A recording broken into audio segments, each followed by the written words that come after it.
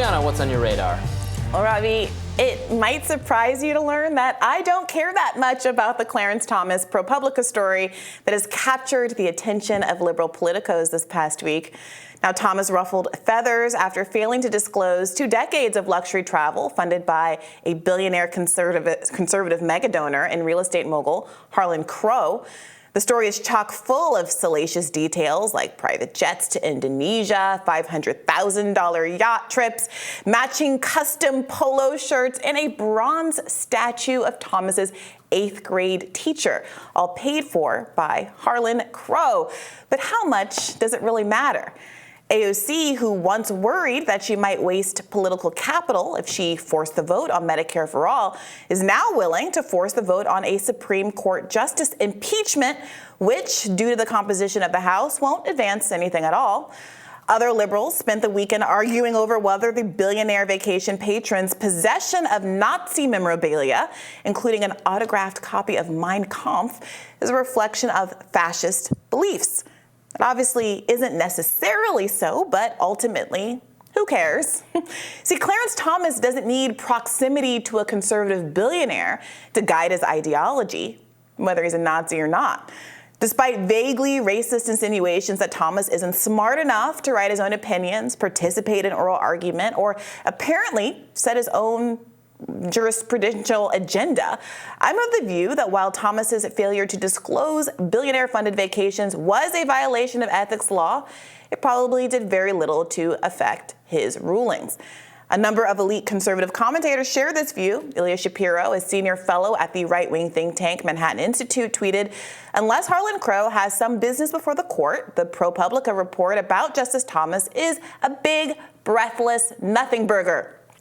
Jonah Goldberg, co-founder and editor-in-chief of the conservative news site The Dispatch, defended Crow as a, quote, deeply honorable, decent, and patriotic person, and the farthest thing from a Nazi. But while I superficially agree with these conservatives that the Thomas-Crow relationship doesn't tell us much about Thomas's susceptibility to corruption, my opinion is based on the fact that we already know everything we need to know about Thomas's feelings about corruption from his own statements. In short, SparkNote's version, he's for it. Let me explain. As Corey Robin writes in his must-read book, The Enigma of Clarence Thomas, the Supreme Court justice's jurisprudence on the subject of money and politics is very revealing. Thomas seems to take no issue with the anti-democratic consequences of wealthy people being able to buy an outsized influence in our so-called democracy due to their unlimited political spending power. As Robin writes, liberal critics will claim that Thomas's model is pure influence peddling, money buying access and legislation, the essence of corruption. Thomas counters that corruption happens only if there is a simple quid pro quo, a bribe, which is illegal. Influence and access, by contrast, are what all citizens seek. Influence peddling, in other words, is the essence of citizenship. To Thomas, these are not perversions of politics. They are politics. Simply put, sit down poors, money talks, and if you're not rich enough to have a say, tough luck. Thomas doesn't believe in the corrupting influence of money short of an explicit bribe. And he does not share the concern held by most Americans that extreme wealth can lead to a real perversion of democracy. With a few elites able to buy their way into elections, influence entire political parties, as in the case of George Soros or Ken Griffin, or even influence the public health response in a pandemic like Bill Gates, influencing politics via money, in Thomas's view, isn't a bad thing. In fact, for him, it's aspirational. To Thomas, a donation is simply a citizen exercising his right to speak through the candidate. Thomas seems indifferent to the fact that the wealthy elites obviously have more of a right to speak than the rest of us. So much for one man, one vote. Don't believe me? Here it is in Thomas's own words from a case called McConnell v. Federal Election Commission. Quote, The only effect that the immense aggregations of wealth will have in the context of independent expenditures on an election is that they might be used to fund communications to convince voters to select certain candidates over others. In other words, the corrosive and distorting effects are that corporations, on behalf of their shareholders, will be able to convince voters of the correctness of their ideas. Thomas goes on. Apparently, winning in the marketplace of ideas is no longer a sign that the ultimate good has been reached by free trade in ideas, or that the speaker has survived the best test of truth by having the thought get itself accepted in the competition of the market. It is now evidence of corruption. Now, I think Clarence Thomas's intelligence and originality have been dramatically undersold by point-scoring liberals. He's nobody's fool. But I gotta say, this is one of the most deeply naive, or dare I say, foolish statements I think I've ever read. See, in it, Thomas skips by the question of whether wealthier people should have their views amplified more than others, and argues that corporate lobbying is simply public persuasion. Should the public be persuaded by the views of a corporation, or more specifically, he says, its elite shareholders? It must mean, in Thomas's view, that they simply have won the war of ideas. He ignores what we and the corporations that spend billions on advertising really know, which is that repetition, misrepresentation, and positive associations with popular figures, even outright lies, can convince us to engage in innumerable harmful activities or beliefs, from smoking cigarettes to buying that car we can't really afford. Edward Bernays, the pioneer of propaganda and modern advertising, understood how to use psychology to drive opinion. In his words, if we understand the mechanism and motives of the group mind, is it not possible to control and regiment the masses according to our will without their knowing about it? What kind of person would conflate corporate propaganda with good faith political persuasion? And what kind of person would be so indifferent to the power of a multi-billion-dollar pulpit from which to preach that propaganda? The answer? Clarence Thomas. When you understand his campaign finance jurisprudence, his choice to accept luxury trips worth millions of dollars from a billionaire real estate mogul while failing to do the bare minimum of just disclosing his travel as gifts, comes as no surprise.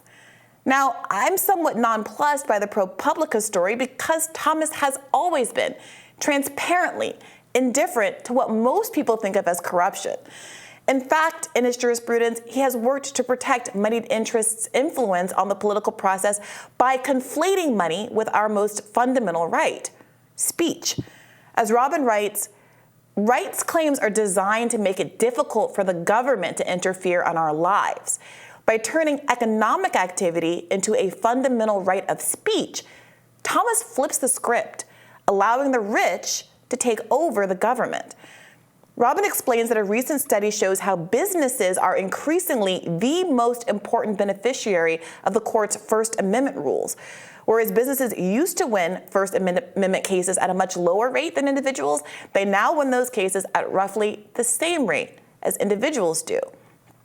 While liberals have been focused on voting rights and abortion cases, which are, of course, important, they have largely neglected to ring the alarm bell over the class war the elite conservative justices are waging against working America. Of course, Clarence Thomas's defenders, who I mentioned earlier, the ones who downplay the Pro-Publica story, well, I want to just cut through the back and forth about Nazi memorabilia to talk about how corruption is undermining our democracy. It's clear with just a little investigation that their motives are very different and, well, potentially corrupt. As Andrew Perez reported at The Lever, the first defender I mentioned, Ilya Shapiro, happens to be a senior fellow at the conservative Manhattan Institute, where billionaire Crow's wife is on the board of trustees. What does Shapiro do at the Manhattan Institute? He leads an amicus brief program which lobbies the Supreme Court to rule in certain ways on certain issues. The second Thomas defender I mentioned at the top, Jonah Goldberg, is a senior fellow at another conservative think tank where, surprise, surprise, Crow sits on the board of trustees. One could argue they, to a more official degree than even Thomas, are literally on the payroll.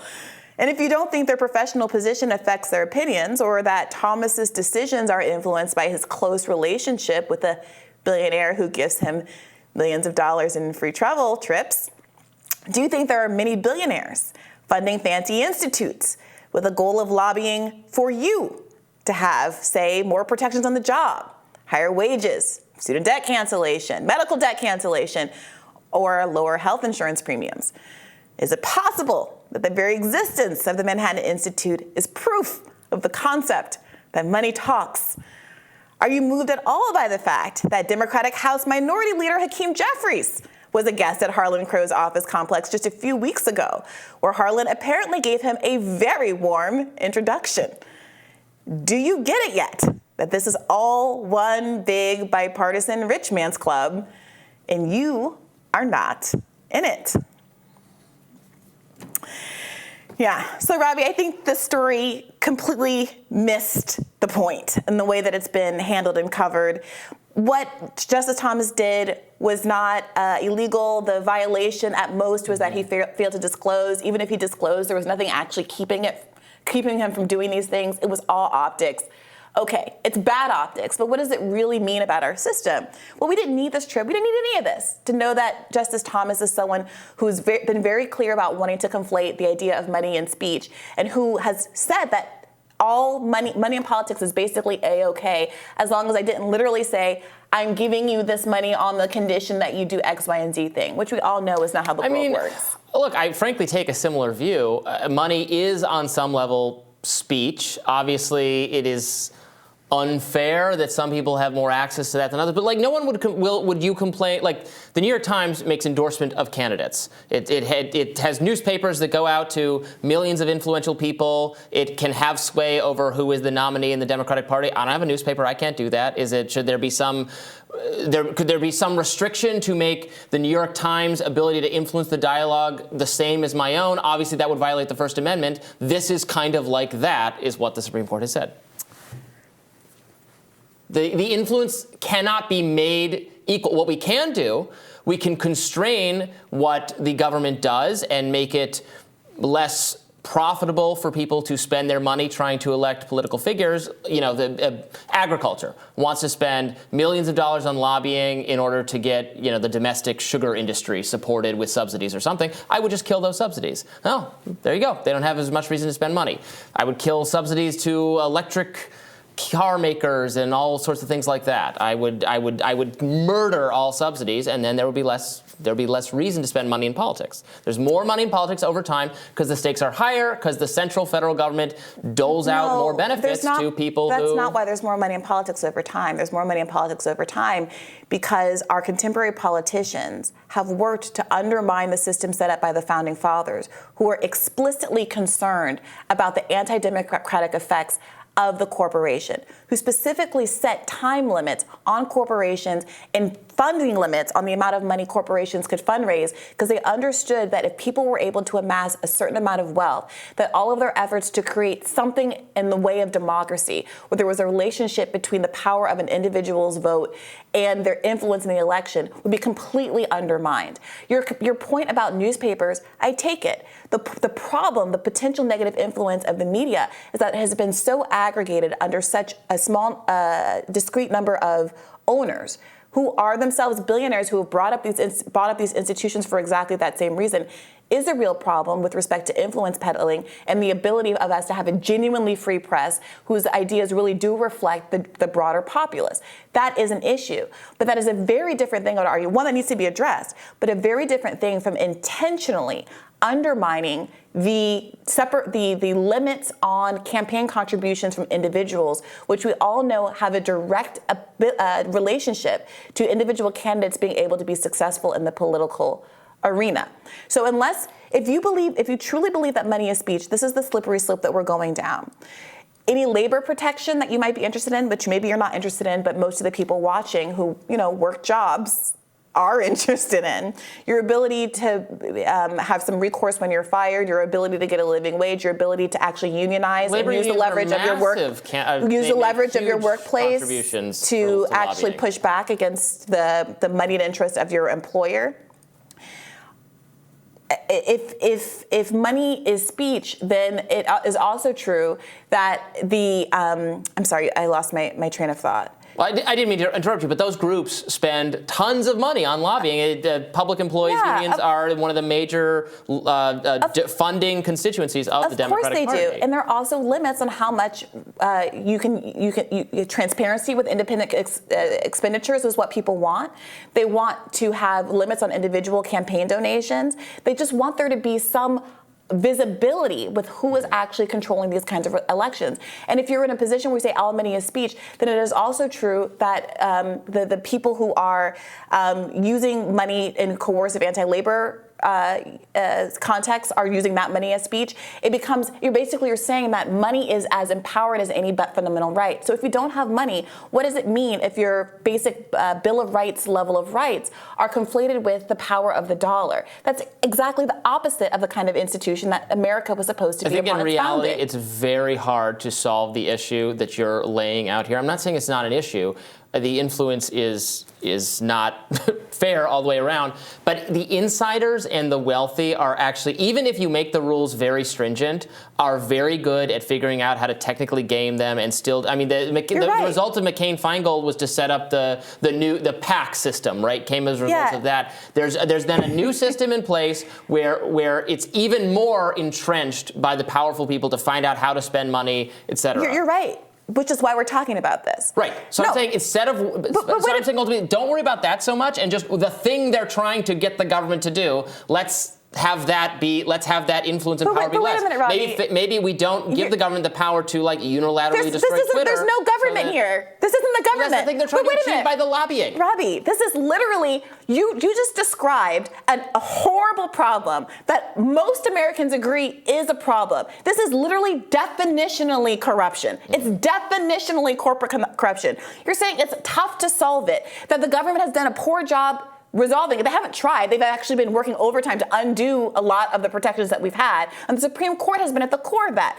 And the fact that it's easy to evade is exactly what this story is and why people are upset about it. Because it shows how, with impunity, a Supreme Court justice who is at least supposed to give the impression that he is making decisions based on law and precedent. I mean, he is. He just has a very different view of the law than you do or than I do. Is willing to thumb his nose at even the optics of his own independence by spending so much time and taking so much money and resources from someone who has a direct conflict of interest with most Americans and who has cases that are of interest to him regularly appearing before the court, even if he personally isn't a litigant. Mm-hmm. That is exactly the problem, that this kind of soft corruption has become easy, and it is a substitute, or not even a substitute, it is done in tandem with the harder types of corruption, the more concrete types of corruption, which have become easier and easier because of the jurisprudence of people like Clarence Thomas. So if you think that it's fine that money is speech, if you think that it's fine for a billionaire to be able to buy his way into an election like Michael Bloomberg, if you think it's fine that per that study that I keep bringing up, the Princeton study from 2014, that there is a zero connection between the actual will of the people and what actually gets legislated in Congress, and a very strong connection between the interest of moneyed people and billionaires and what gets legislated in Congress, then fine. This is all fine, and it is a free country, and you're allowed to take that position. Could not get Michael Bloomberg over the finish line. Hillary Clinton spent more money than Trump. There's a little bit of fatalism that takes hold. Well, no. We'll never have enough money, so or then the other guy will always lose. This isn't fatalism. This is a report. At the end of the day, people vote. No, it's literally not true. So you can go to that Princeton study and say, oh, I dispute their methods here, there, and the other, but it is broadly accepted that we have an anti-democratic system, that we have a plutocracy. It's part of why so many people love Donald Trump, because he said he was going to go there and shake up the swamp and unroot all of the monsters who have been leeching off of our democracy from D.C. Now, I would argue that he absolutely did not do that. But you're going to sit here and say to millions of Americans who desperately want an end to corruption, whether it comes via Donald Trump or it comes via Bernie Sanders. What are they trying to achieve? What is the policy that they're trying to get by buying the political figures, or what do they want out of them? Citizens United, Let's constrain for one. that. Let's constrain that. Citizens United, for one. No. What are they spending the money on? What goal, what policy do they want when they get their legislator in power? Like, what do they want? They want a favorable subsidy or a tweak in the regulation or something. So let's stop doing. They want to kill a competitor. That's why they're trying to make the political figures favorable so they can get some policy out of the government that will be more beneficial than the amount of money they spent to elect the person. And I'm saying concentrate there instead of trying to put little limits on, well, they have to spend it this way or on this day or in this way. Concentrate on the policy at the end of the day. Okay. This is a waste of time. I think that most Americans don't think that campaign finance reform is a waste of time. I think the idea... I don't care how they feel. They're wrong. It is a total waste of time. All right, let us know what you think. Is campaign finance reform a waste of time? Fools to suggest otherwise, but let us know in the comments. More Rising after this.